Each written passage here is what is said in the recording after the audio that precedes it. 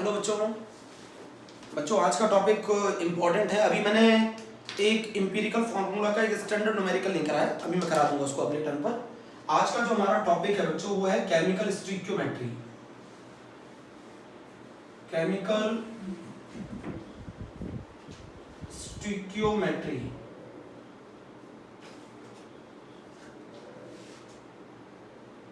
Chemical स्टिक्योमेट्री आज का हमारा टॉपिक है। असली में इसका मतलब क्या होता है वो समझो आप बच्चों। असली में मतलब ये होता है, ये कैलकुलेशन बेस्ड प्रॉब्लम्स हैं। जैसे समझो, अगर मैं आपको अमाउंट ऑफ रिएक्टेंट दे दूं तो आप इसकी मदद से अमाउंट ऑफ प्रोडक्ट निकाल सकते हो।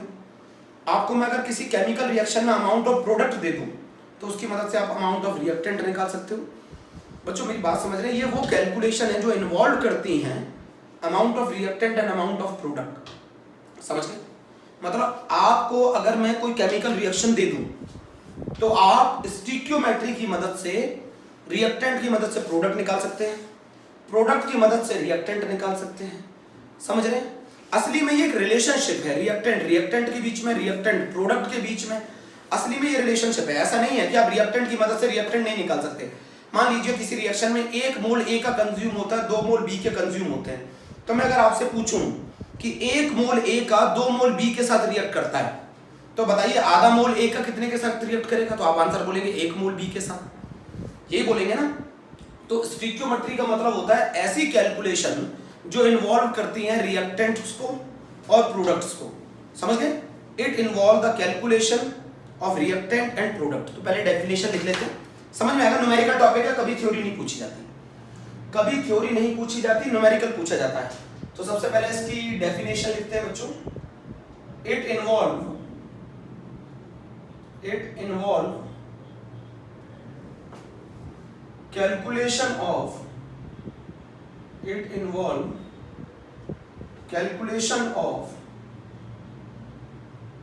amount of reactants. It involved calculation of amount of reactants, products involved in a chemical reaction,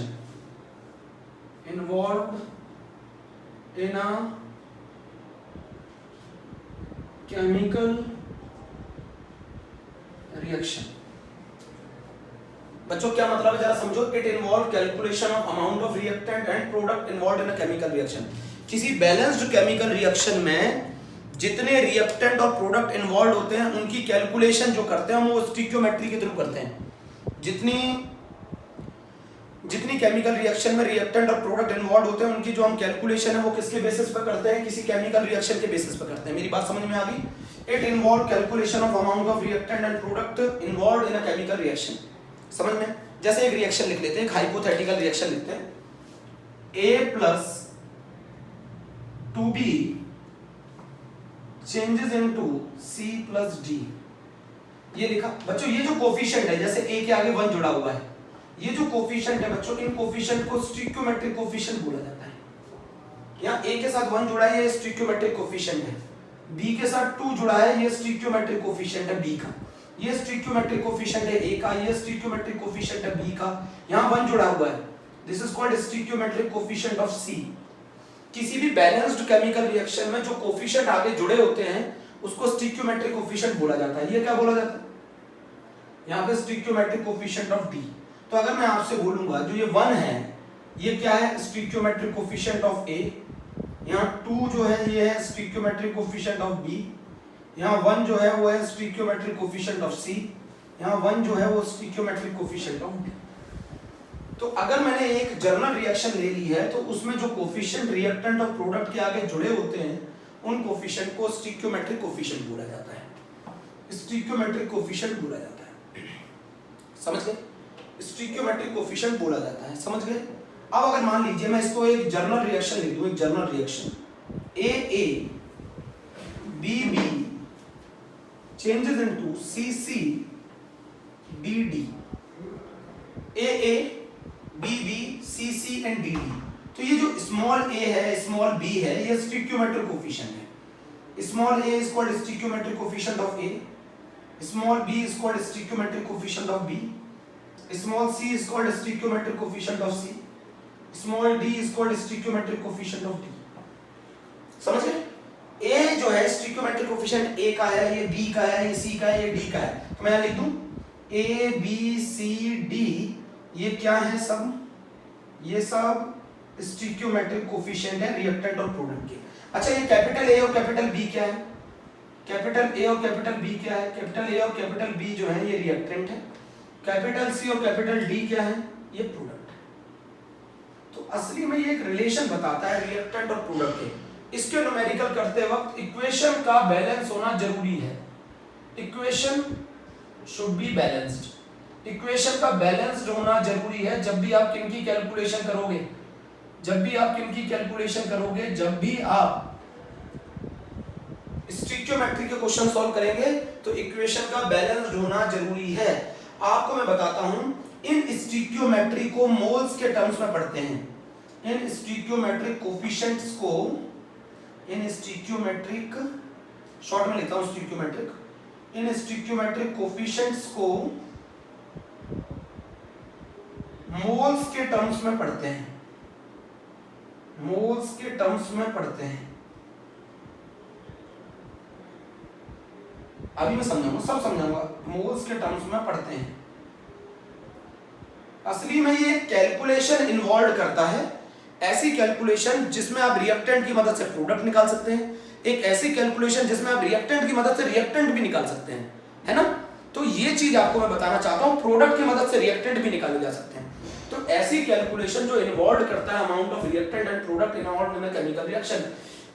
reactant और प्रोडक्ट के आगे जो टर्म्स लिखे होते हैं उनको स्टोइकियोमेट्रिक कोफिशिएंट कहा जाता है. जैसे इस इक्वेशन में 1a 2b 1c 1d, तो ये 1 2 1 1 ये सब स्टोइकियोमेट्रिक कोफिशिएंट है. यहाँ पे मैंने बताया जनरली ये small a small b stoichiometric coefficient है, small c small d stoichiometric coefficient है, कैपिटल A और कैपिटल B रिएक्टेंट है, कैपिटल C और कैपिटल D प्रोडक्ट है. ये समझ गए? ये capital A capital B reactant है और capital C capital D product है. स्टोइकियोमेट्रिक कोफिशिएंट को ऑलवेज मोल्स के टर्म्स में पढ़ते हैं. स्टोइकियोमेट्रिक कोफिशिएंट को ऑलवेज मोल्स के टर्म्स में पढ़ते हैं. स्टोइकियोमेट्रिक कोफिशिएंट को ऑलवेज मोल्स के टर्म्स में पढ़ते हैं. जरा मैं आपको समझाता हूं. इसके क्वेश्चन करते वक्त आपकी equation should be balanced. Equation आपकी बैलेंस्ड होनी चाहिए. इसके क्वेश्चन करते वक्त आपकी इक्वेशन बैलेंस्ड होनी चाहिए. समझ गए? स्टोइकियोमेट्रिक कोफिशिएंट का मतलब समझ में आया? रिएक्टेंट और प्रोडक्ट के आगे जो कोफिशिएंट जुड़े होते हैं उनको स्टोइकियोमेट्रिक कोफिशिएंट कहा जाता है. इसके न्यूमेरिकल करते वक्त आपकी इक्वेशन शुड बी बैलेंस्ड होनी चाहिए. बोलो, इक्वेशन शुड बी बैलेंस्ड. जैसे मान लो, और मैंने अभी बताया था आपको, स्टोइकियोमेट्री को किसके टर्म्स में पढ़ते हैं? स्टोइकियोमेट्री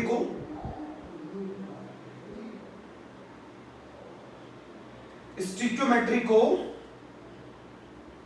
मोल्स के टर्म्स में पढ़ते हैं.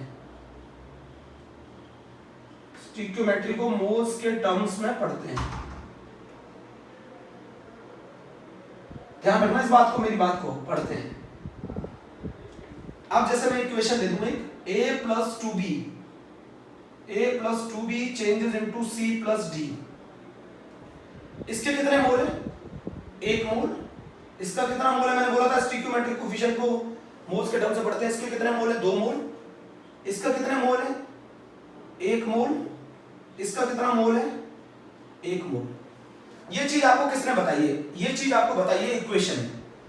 इक्वेशन ने बताई है कि 1 मोल A 2 मोल B के साथ रिएक्ट करता है to form 1 mole of C and 1 mole of D.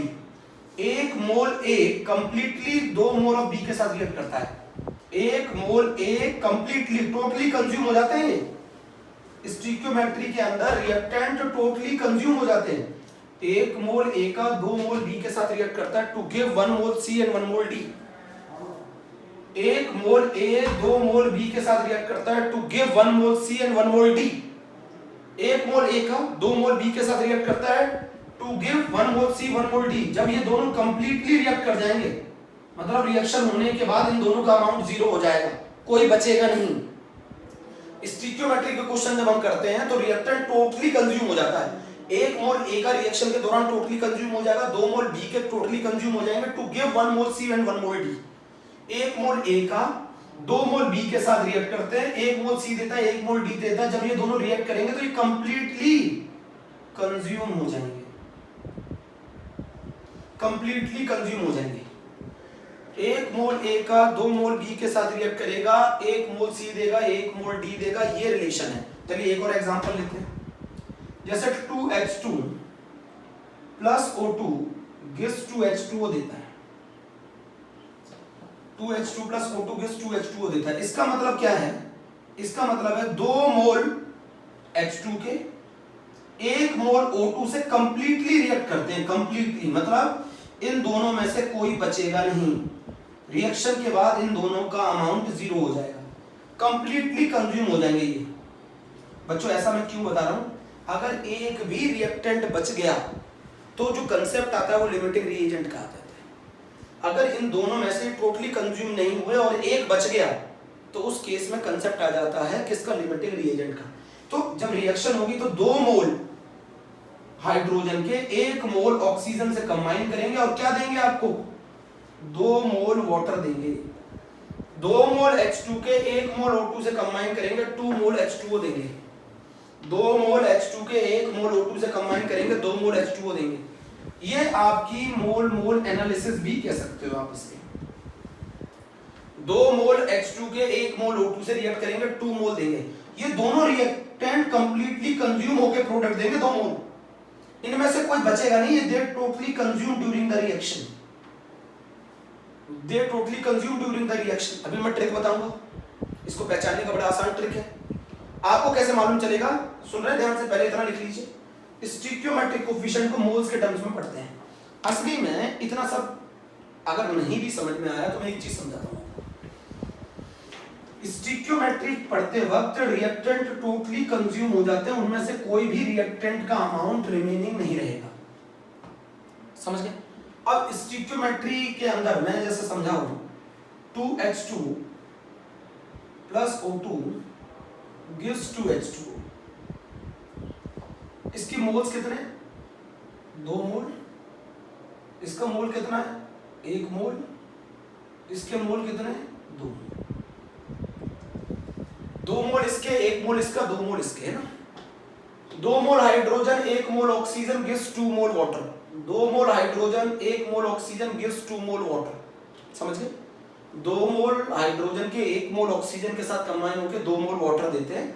जब ये दोनों आपस में रिएक्ट होंगे तो इसमें से कोई बचेगा नहीं, ये दोनों टोटली कंज्यूम हो जाएंगे। ये स्टिक्योमेट्री की कहानी है। अगर इन दोनों में से किसी रिएक्टेंट का अमाउंट बच गया तो वो कंसेप्ट लिमिटिंग रिएजेंट कहा जाता है। समझ गए? यहां तक की बात समझ में आ गई? असली में स्टिक्योमेट्री के क्वेश्चन करते वक्त क्या चाहिए? इक्वेशन का बैलेंस होना जरूरी है। Equation should be balanced, equation balance होनी चाहिए। इतनी बात समझ जाओ। मैं ट्रिक बताऊंगा बहुत शानदार सी। इक्वेशन का बैलेंस होना जरूरी है, इक्वेशन का बैलेंस होना जरूरी है। अच्छा, अगर आपको मैं अभी बताऊंगा कि कैसे पहचानेंगे कंसेप्ट स्टिक्योमेट्री का है, लिमिटिंग रिएजेंट का है। Equation should be balanced. फिर इसमें एक यूनिटरी मेथड अप्लाई करते हैं। यूनिटरी मेथड का मतलब मालूम है? यूनिटरी मेथड 12 बनाना 50 रुपीज के आते हैं। 12 बनाना 50 रुपीज के आते हैं, तो 5 बनाना कितने के आएंगे? 50 अपॉन, ऐसे कर लो, बनाना नहीं बोलते हैं। 12 पेंसिल 50 रुपए की आती है, तो बताओ 5 पेंसिल कितने की आएंगी? 50 अपॉन 12 इंटू 5। 50 अपॉन 12 क्या बताता है? एक पेंसिल का रेट इंटू 5। इस मेथड को बोलते हैं यूनिटरी मेथड। 12 पेंसिल 50 रुपए की आती है, तो एक पेंसिल कितने की आएगी? 50 डिवाइडेड बाय 12, तो 5 पेंसिल कितने की आएंगी? 50 divided by 12 into 5। 50 divided by 12 into 5। 50 divided by 12 into 5। तो आपको ये चीज समझनी है। अब मैं आपको बताता हूं, स्टिक्योमेट्री में 3 रिलेशन पढ़े जाते हैं। स्टिक्योमेट्री में 3 रिलेशन पढ़े जाते हैं। एक तो आपके कोर्स में है मास मास रिलेशनशिप। मास मास रिलेशनशिप मतलब रिएक्टेंट का मास दिया होगा, दूसरे रिएक्टेंट का मास पूछा होगा, रिएक्टेंट का मास दिया होगा, प्रोडक्ट का मास पूछा होगा। बच्चों एक चीज और बता दूं मैं स्टोइकियोमेट्री में, जो चीज गिवन हो और जो चीज फाइंड करनी हो उन्हीं के बीच का रिलेशन यूज करना है, बाकियों का नहीं करना है। जो चीज गिवन हो, जो चीज फाइंड करनी है उन्हीं के बीच का रिलेशन यूज करना है, बाकियों का रिलेशन यूज नहीं करना है। फिर बोल रहा हूं, जो चीज गिवन हो, जो चीज फाइंड करनी है उन्हीं के बीच का रिलेशन यूज करना है, बाकी यूज नहीं करना है। एक रिलेशनशिप होती है मास मास रिलेशनशिप, समझ गए? मतलब रिएक्टेंट का मास दिया जाएगा, प्रोडक्ट का मास निकलवाया जाएगा, रिएक्टेंट का मास दिया जाएगा, रिएक्टेंट का मास निकलवाया जाएगा। इस रिलेशनशिप को कहते हैं मास मास रिलेशनशिप, जिसमें एक का मास दिया गया, दूसरे का भी मास निकालना है। दूसरा एक रिलेशनशिप होता है एक का मास दिया जाएगा और एक का वॉल्यूम निकालना है। एक का मास, एक का वॉल्यूम दे रखा होगा, या फिर एक का वॉल्यूम दे रखा होगा, दूसरे का मास निकालना होगा। इस रिलेशनशिप को बोलते हैं मास वॉल्यूम रिलेशनशिप। दो रिलेशनशिप हो गई, ये हमारे कोर्स में है दोनों। तीसरी रिलेशनशिप जो आती है वो हमारी बहुत इंपॉर्टेंट है और वो आती है मोल मोल एनालिसिस। तीसरी रिलेशनशिप आती है मोल मोल एनालिसिस। इन तीन रिलेशनशिप से आपको सारे क्वेश्चन सॉल्व करवा दूंगा मैं। एक और रिलेशनशिप आती है वॉल्यूम वॉल्यूम, बट वो आपके कोर्स में नहीं है। एक रिलेशनशिप और आती है वॉल्यूम वॉल्यूम, जो आपके कोर्स में नहीं है। बच्चों मैं एक चीज बता दूं, क्योंकि अगला जो टॉपिक है वो लास्ट टॉपिक है, लिमिटिंग रिएजेंट। लिमिटिंग रिएजेंट क्या होता है? जब एक रिएक्टेंट एक्सेस में हो और एक रिएक्टेंट कम हो। One of the reactant is in excess and one of the reactant is in limited amount, come amount में। उस केस में दोनों रिएक्टेंट बराबर कंज्यूम नहीं हो सकते, खत्म नहीं हो सकते। उस केस में एक रिएक्टेंट बच जाएगा, उस केस में एक रिएक्टेंट बच जाएगा।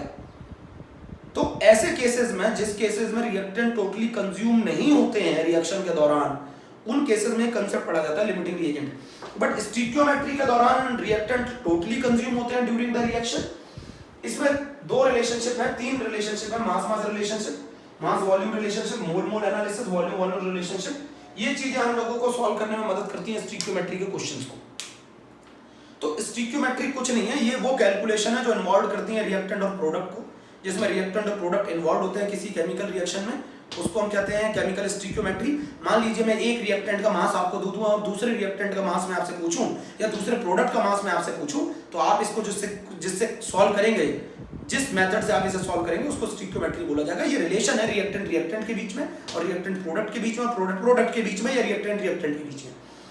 असली में अगर मान लो मैं आपको एक रिएक्टेंट का अमाउंट दे दूं और मैं आपसे पूछूं ये कितना प्रोडक्ट फॉर्म करेगा, तो उस केस में आपको स्टोइकियोमेट्री सॉल्व करनी है।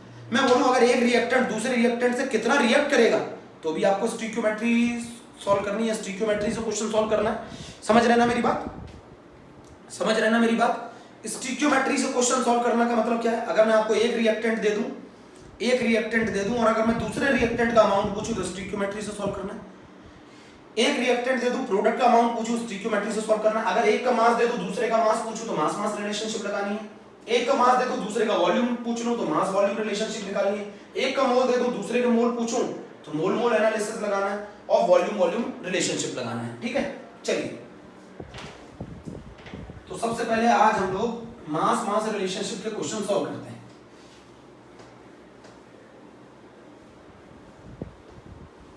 चलिए, सबसे पहले हम मास मास रिलेशनशिप के क्वेश्चन सॉल्व करते हैं। बहुत आसान है। जैसे मान लीजिए, जैसे मैं एक एग्जांपल से चालू करूंगा। जैसे अगर मैं आपको CaCO3 दे दूं, CaCO3 सॉलिड दे दूं, और इसको हीट करने पे ये CaO सॉलिड में चेंज हो जाता है। ये ट्रिक NCERT में नहीं है बच्चों, और ये CO2 गैस में चेंज हो जाता है।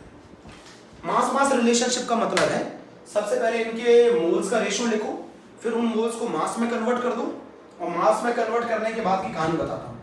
इसके कितने मोल है? मैंने क्या बोला था, स्टोइकियोमेट्री को मोल से पढ़ेंगे। 1 मोल। इसका भी कितना मोल है? 1 मोल। इसका भी कितना मोल है? 1 मोल। मैं आपको बता रहा हूं कौन सा पहला टॉपिक है, मास मास रिलेशनशिप। मास मास रिलेशनशिप का टॉपिक बता रहा हूं मैं आपको। मतलब एक का मास दे दिया जाए, दूसरे का मास निकालना हो, तो मास मास रिलेशनशिप यूज करते हैं। इस मोल को कन्वर्ट करो। इसका मतलब क्या है? अगर मैं 1 मोल कैल्शियम कार्बोनेट का हीट करता हूं, अगर मैं 1 मोल कैल्शियम कार्बोनेट का हीट करता हूं, तो मुझे 1 मोल CaO देगा, 1 मोल मुझे CO2 देगा। ये देगा। इस मोल को कन्वर्ट कर लो वेट में, तो 1 मोल CaCO3 का जो वजन होता है वो होता है 100 ग्राम। कैसे निकालोगे? कैल्शियम का वजन 40, कार्बन का मास 12, ऑक्सीजन का मास 16 × 3। 1 मोल CaCO3 का वजन 100 ग्राम है। 1 मोल CaO का जो वजन है वो वजन है 56 ग्राम और 1 मोल CO2 का जो वजन है वो है 44 ग्राम। आ गया? आपको कुछ नहीं करना है, आपको कुछ नहीं करना है, इनके मोल्स का रेशो करना है। आपको कुछ नहीं करना है, इनके मोल्स का रेशो करना है। आपको कुछ नहीं करना है, जरा समझो। यहां लिख दिया मास का। अब इसमें ये समझो कि जो चीज आपको गिवन है और जो चीज आपको फाइंड करनी है उनके मासेस का रेशो ले लो। जैसे मान लीजिए आपको mass of calcium carbonate find करना है, तो mass of calcium carbonate upon मान लो मास ऑफ CaO आपने लिखा और ये रेशो लिख लो। मास ऑफ CaCO3 इक्वेशन में कितना दे रखा है 100 और मास ऑफ CaO कितना दे रखा है 56। मतलब मान लो आप क्वेश्चन में मैं आपको सॉल्व करना बताता हूं। आपने क्या किया, मास of CaCO3 upon mass of CaO equation से लिख दिया। मास ऑफ CaCO3 इक्वेशन से लिख दिया। मास of CaCO3 upon mass of CaO का रेशो इक्वेशन से लिख दिया। अब मान लो क्वेश्चन में मैं आपसे मास ऑफ CaCO3 पूछूं, ये फाइंड करने को पूछूं और ये गिवन कर दूं तो निकाल लोगे ना? ये गिवन कर दूं और ये आपसे पूछो तो निकाल लोगे ना? अरे जो चीज गिवन है और जो चीज फाइंड करनी है उनका रेशो मासेस का इक्वेशन वाइज ले लो। अब आपकी समझ में अभी भी नहीं आया। चलिए मान लीजिए आपको क्वेश्चन में CaO गिवन है और CO2 निकालना है। CaO का मास गिवन है और CO2 का मास निकालना है, तो रेशो ले लो। Mass of CaO upon mass of CO2 बताओ कितना होगा? This is equal to 56/44। अब जिसका मास निकालना है उसको x मान लो, जिसका मास क्वेश्चन में गिवन है उसको पुट कर दो, क्वेश्चन आ जाएगा। अभी भी आपके समझ में नहीं आई ये चीज मैंने कहां से लिखी है इक्वेशंस, अभी भी आपके समझ में नहीं आई। ट्रिक है ये बच्चों ट्रिक है। ये IIT वगैरह जब पढ़ते हो तो ट्रिक है।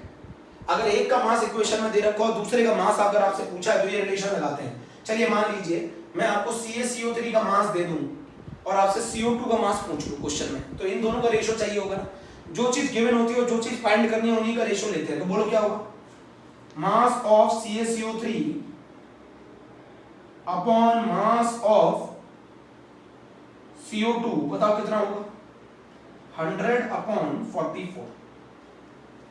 क्वेश्चन कराऊंगा तब समझ में आएगा। ये मैंने मास का रेशो लिख दिया। अब इनमें से देख लो जो चीज फाइंड करनी है और जो चीज गिवन है उनके मासेस का रेशो इक्वेशन से लिख दो और उसमें उठा के वैल्यू पुट कर दो, क्वेश्चन हो जाएगा। चलिए एक और एग्जांपल से क्वेश्चन से समझेंगे, वो तो चीज क्वेश्चन से समझेंगे। This is called mass relationship. एक का मास दे दिया जाए, दूसरे का मास निकालना हो तो इक्वेशन से उनके मासेस का रेशो लिख लो और जो चीज वैल्यू गिवन है वो पुट कर दो, जो फाइंड करनी है वो पुट कर दो, निकाल लो। चलिए क्वेश्चन करते हैं। मान लीजिए इसी क्वेश्चन को मैं समझाता हूं ऐसे। मान लीजिए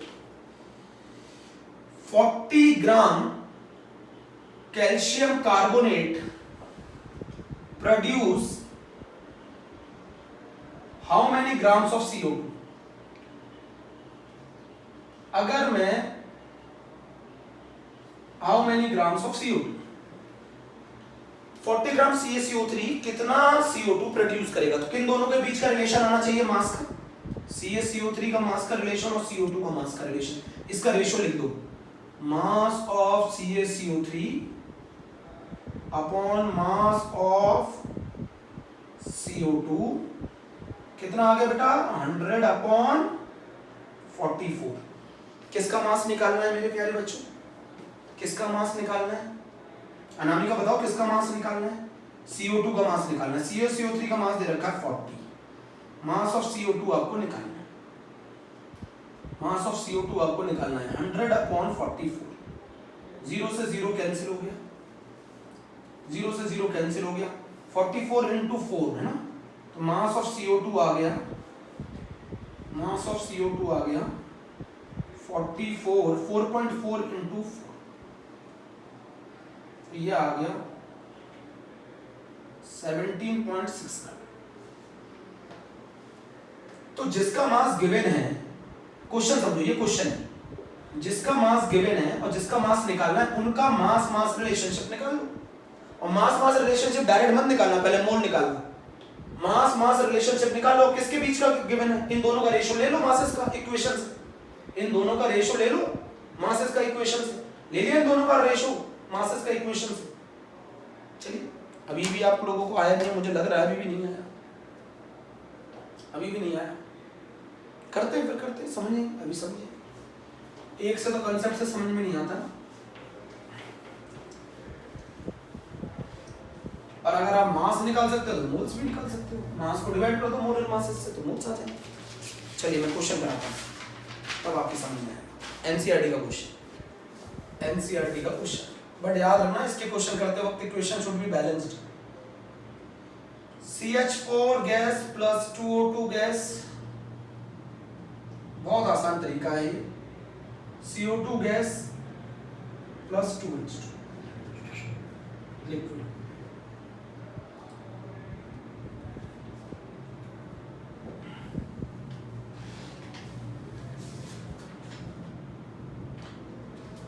$16 ग्राम of methane, 16 gram of methane produce how many grams of water? ये क्वेश्चन पूछा है। तो दोनों का मास मास रिलेशनशिप है, एक का मास दिया दूसरे का मास पूछ रहा है, how many grams of CO2 नहीं पूछ रहा है, वाटर पूछ रहा है। बोलो सही लिखा है ना मैंने?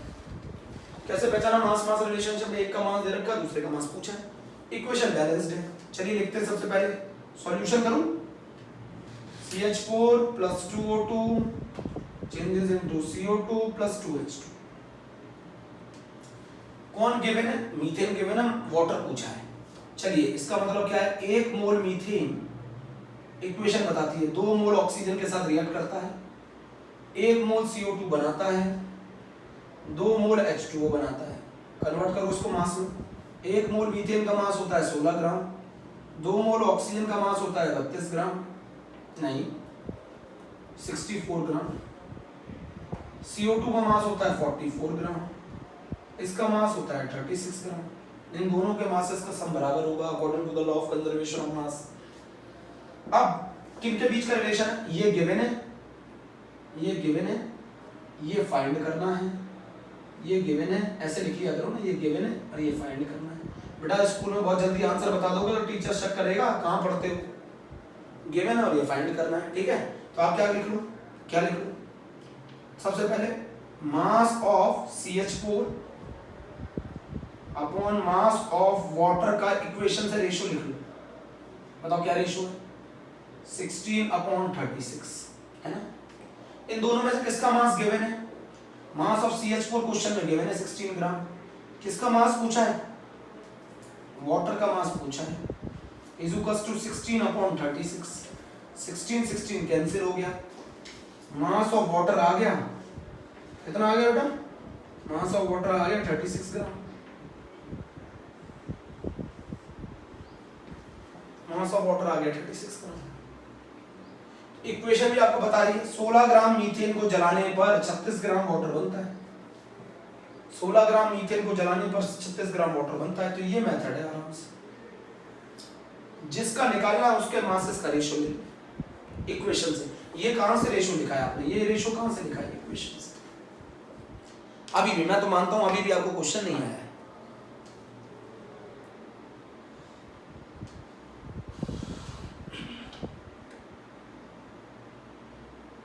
ठीक है, चलिए अगला करूं, अगला करूं। इक्वेशन यही रहेगी, क्वेश्चन चेंज हो जाता है, रेफ कर दो। इक्वेशन यही रहेगी। अभी तो मैं मामूली से क्वेश्चन करा रहा हूं, अभी नहीं समझ में आएगा तो अगले टर्म पर समझ में आएगा तो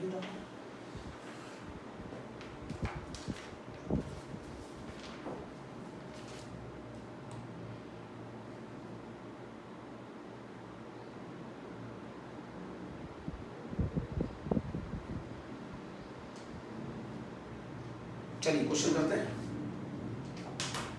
क्वेश्चन करते हैं।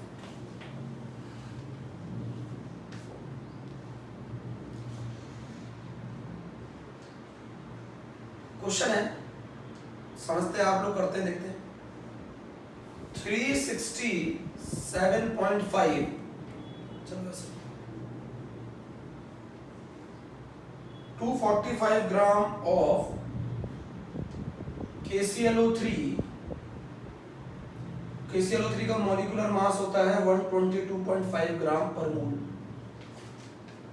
when heated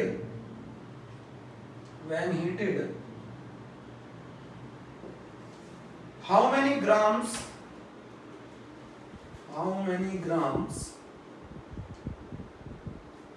of KCl and O2 is produced? चलिए सर ये क्वेश्चन पूछिए। गिवन कौन है?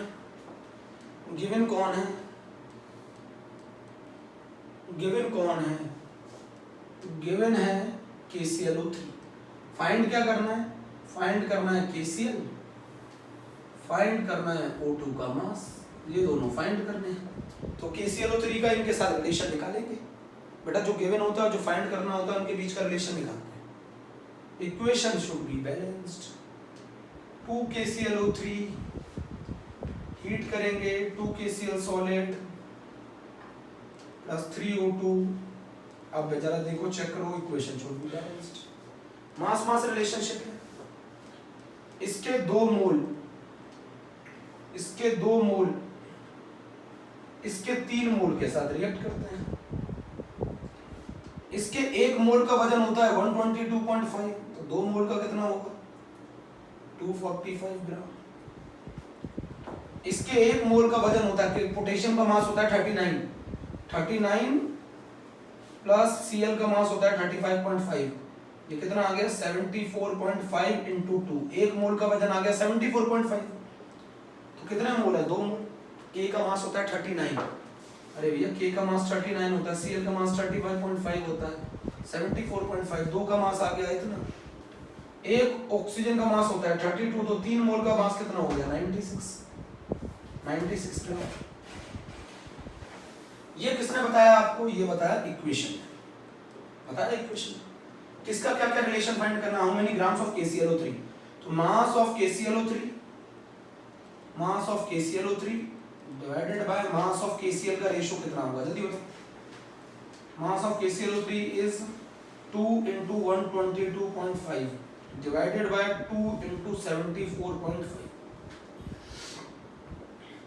इनमें पुट कर दो। मास ऑफ KClO3 दे रखा है शायद 245। मास ऑफ KCl निकालना है। मास ऑफ KCl निकालना है is equals to 245 divided by 2 into 74.5। 245 से 245 कैंसिल हो गया। मास ऑफ KCl कितना आ गया? मास ऑफ KCl आ गया ट्वाइस into 74.5 मीन्स 149 ग्राम। 149। चलो पहला क्वेश्चन हो गया। बताओ मैंने किसका रेशियो निकाला? जो गिवन है और जो फाइंड करना है उनका मासेस का रेशियो निकाला। जो गिवन है और जो फाइंड करना है उनके मासेस का रेशियो निकाला। जो गिवन है और जो फाइंड करना है उनके मासेस का रेशियो निकाला। जो गिवन है और जो फाइंड करना है उनके मासेस का रेशियो निकाला। रफ कर दो, ये वाली कहानी रफ कर दो। अब अगला क्या निकालना था? मास ऑफ ऑक्सीजन निकालना था। मास ऑफ ऑक्सीजन निकालना था। किसका रेशियो निकालना? KClO3 और ऑक्सीजन का रेशियो निकालना। अच्छा, आपको इसका मास मालूम चल गया तो इन दोनों का निकाल सकते हैं। KClO3 तो हम लिख ले रहे हैं mass of KClO3, mass of KClO3 upon mass of oxygen. क्या रेशियो आएगा इक्वेशन से मासेस का? ये आएगा 2 into 122.5 divided by 3 into 32। Mass of KClO3 question में कितना दे रखा है? 245। मास ऑफ O2 आपको निकालना है, कितना हो जाएगा? 245 divided by 96 cancel 245। Mass of oxygen आ गया, मास ऑफ ऑक्सीजन आ गया 96 ग्राम।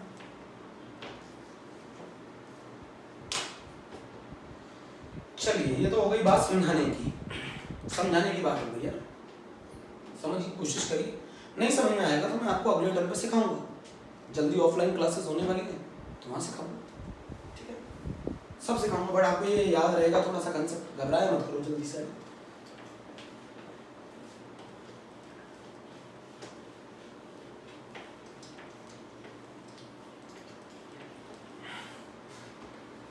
चलिए एक क्वेश्चन एनसीईआरटी का, बच्चे बहुत डरते हैं इस क्वेश्चन से, बच्चे बहुत डरते हैं इस क्वेश्चन से। MnO2 plus 4HCl MnCl2 plus Cl2 plus 2H2। Question पूछ रहा है 5 ग्राम ऑफ MnO2, याद हो गया मुझे question. 5 gram of MnO2 react with how many grams of HCl? React with how many grams of HCl? 5 gram of MnO2 react with how many grams of HCl? 5 gram MnO2 कितने ग्राम HCl के साथ react करेगा? 5 ग्राम of MnO2 react with how many grams of HCl? चलें question करते हैं, मतलब कौन given है, कौन गिवन है? MnO2 गिवन है, निकालना क्या है? HCl का निकालना है, फाइंड करना है। दोनों के बीच में कौन सा रिलेशनशिप है? मास मास रिलेशनशिप, दोनों के बीच में mass mass relationship. 5 gram of MnO2 react with how many grams of HCl, दोनों के बीच में मास मास रिलेशनशिप, दोनों के बीच में मास मास रिलेशनशिप, दोनों के बीच में मास मास रिलेशनशिप है। चलिए क्वेश्चन सॉल्व करते हैं।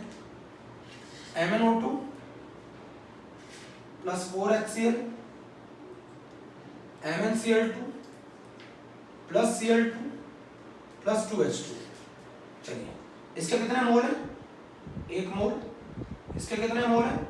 4 मोल। बाकियों के लिखने की आवश्यकता नहीं, क्योंकि ना तो पूछा उनके बारे में, ना लिखोगे। अच्छा लिखना चाहते हो तो लिख लो, कोई मतलब नहीं है। बट असली में स्टिक्योमेट्री में उन्हीं का लेना देना होता है जिनके बारे में पूछा जाए और जो गिवन हो, उन्हीं के बीच का तो रिलेशनशिप चाहिए।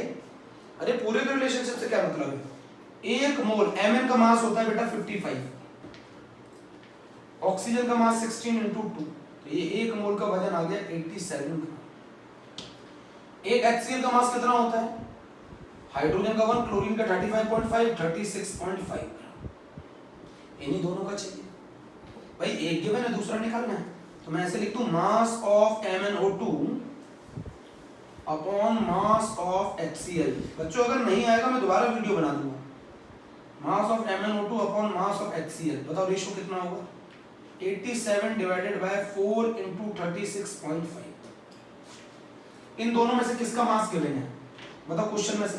ये चीज तो आपने कहां से लिखी है? इक्वेशन से। ये चीज तो आपने इक्वेशन से लिखी है।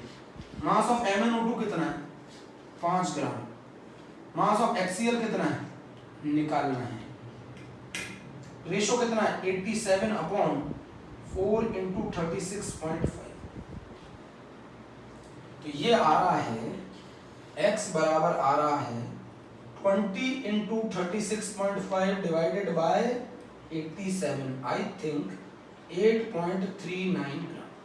शायद चेक कर लो, 8.39 ग्राम चेक करो, सही होना चाहिए।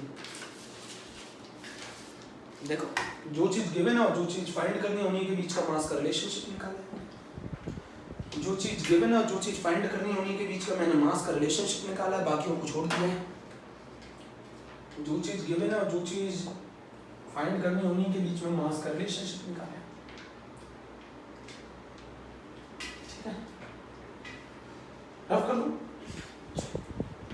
एक बहुत स्टैंडर्ड क्वेश्चन है एनसीईआरटी का जो मैं करा रहा हूँ, बच्चे उससे भी डरते हैं। अब आपको कितना आसान लग रहा है?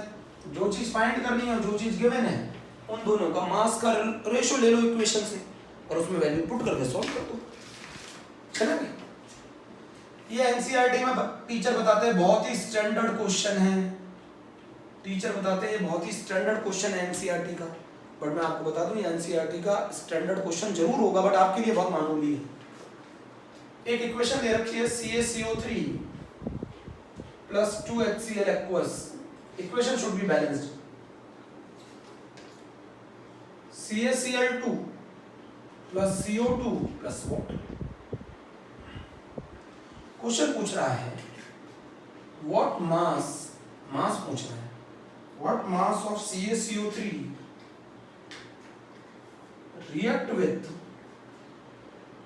react completely with what mass of CaCO3 react completely with 25 ml of 0.75 molar HCl। गजब, इस बार मास नहीं दे रखा है, एक का मास निकालना है और दूसरे का क्या दे रखा है बच्चों, दूसरे की मोलरिटी दे रखी है और वॉल्यूम दे रखा है। बहुत आसान है, चलिए इक्वेशन लिखते हैं।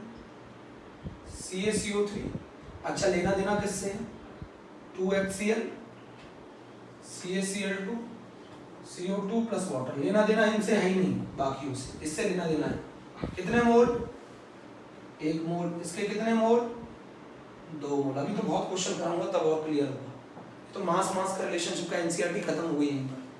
इसका 1 मोल, इसका 2 मोल, इसका 1 मोल का वजन कितना होता है बताओ जल्दी, अभी निकाल कर कहीं बताया था मैंने, सभी के मासेस को ऐड करो 100 ग्राम।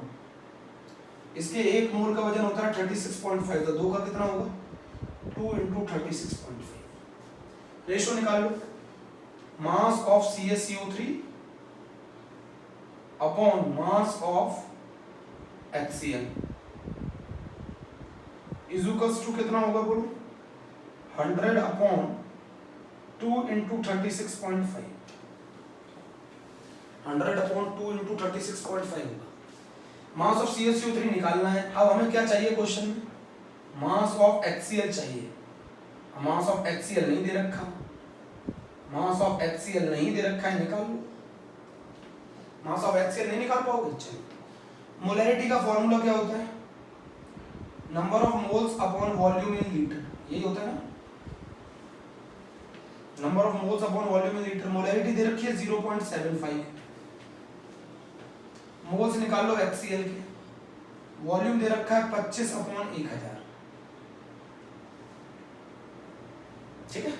मोल्स आ जाएंगे HCl के, तो मोल्स आ गए HCl के 0.75 into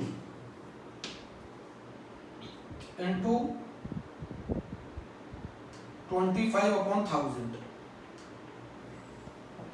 ये मोल्स आ गए HCl के। मुझे मोल्स नहीं चाहिए HCl के, मुझे वजन चाहिए HCl का। तो वेट कैसे निकाला जाता है HCl का, moles into molar mass. Molar mass कितना होता है HCl का, 36.5, moles into molar mass, moles into molar mass, weight आ जाएगा HCl का। तो मोल्स कितने आ गए जरा बताओ, 0.75 into 25/1000 into 36.5, इससे वेट आ जाएगा HCl का, वेट आ जाएगा HCl का। बताओ कितना आ रहा है वेट HCl का, वेट बताओ HCl का कितना आ रहा है, 0.75 into 0.025 into 36.5, 0.684 आ रहा है मास। मास ऑफ HCl आ रहा है 0.684 ग्राम। अब मुझे मालूम नहीं है कैलकुलेशन, 0.684 ग्राम आ रहा है। CaCO3 का मास निकालना है, HCl का मास मैंने निकाल लिया 0.684, यहाँ रेशियो आ गया 100/2 × 36.5, तो आंसर आ गया 100 × 0.684 डिवाइडेड बाय 2 × 36.5 करो।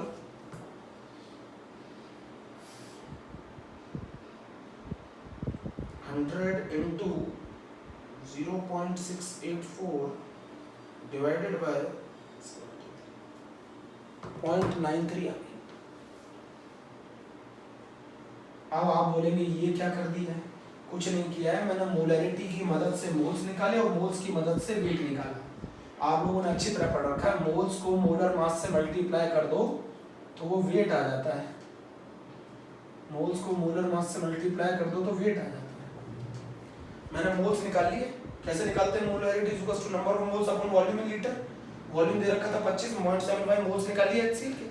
मोल्स ऑफ HCl को किससे मल्टीप्लाई कर दिया, मोल्स ऑफ HCl को 36.5 से मल्टीप्लाई कर दिया, वेट आ गया, और वेट आ जाने के बाद यहाँ पुट कर दिया। ये क्वेश्चन स्टैंडर्ड क्वेश्चन बोला जाता है, कुछ भी नहीं है, कैलकुलेशन का काम है। इस बार इन्होंने डायरेक्ट आपको मास नहीं दे रखा था, आपने मास निकाला है, ठीक है। इतना तो करो पहले, इतना करो।